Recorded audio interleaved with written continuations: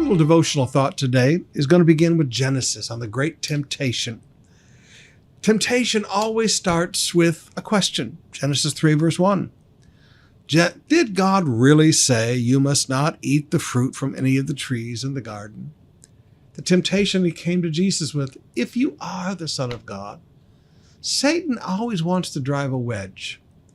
Temptation always begins with that question that's going to drive a wedge.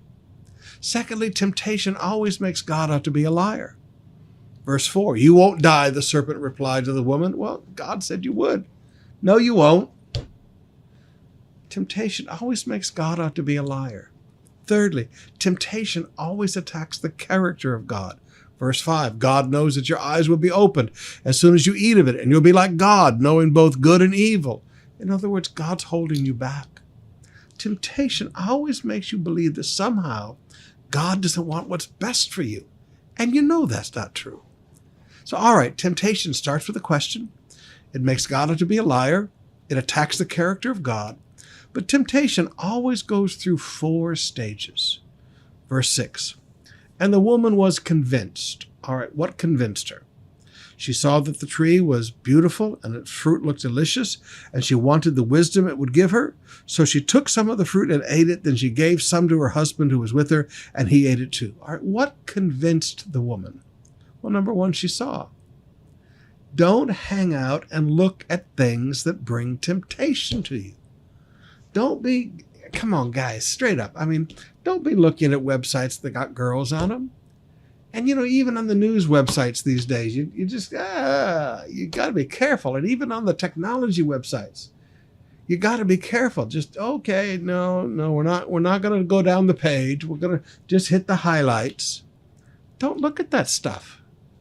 Whatever you look at comes in through the eye gate. She saw.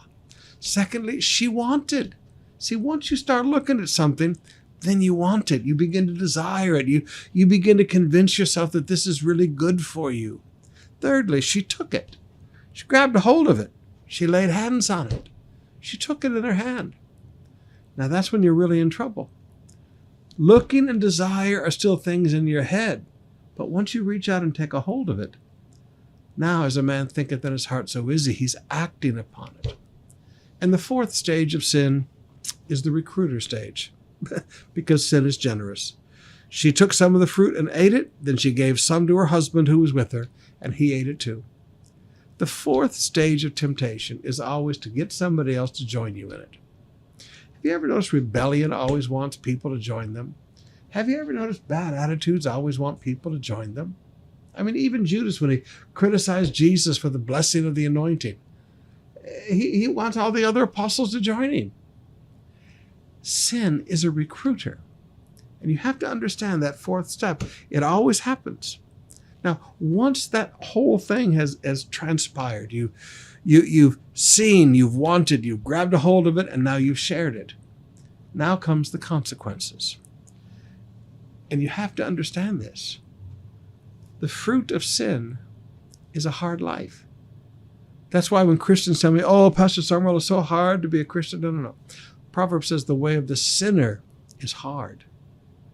Now listen to what it says in verses 17 and 19 in Genesis 3.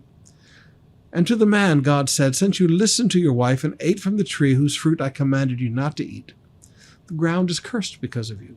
All your life you will struggle to scratch a living from it.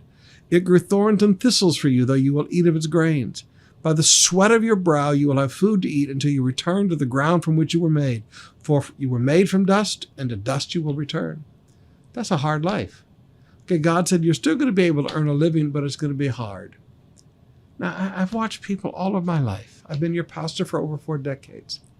And I watch people get off into sin. And you know what? Life gets hard. Sure, they still got food on the table, but it comes hard. Sure, they still have clothes on their back, but it comes hard. And then if you take it a step farther, it gets even harder. Look at Cain in chapter 4, verses 10 to 14.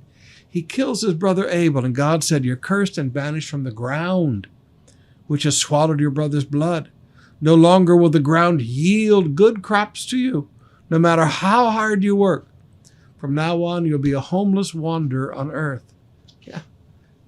People who get up into this where they're murdering people and New Testament murders, slander and tell lies about, they just become wanderers. And forgive me, there is no fruit that they can bear. Life becomes very, very hard.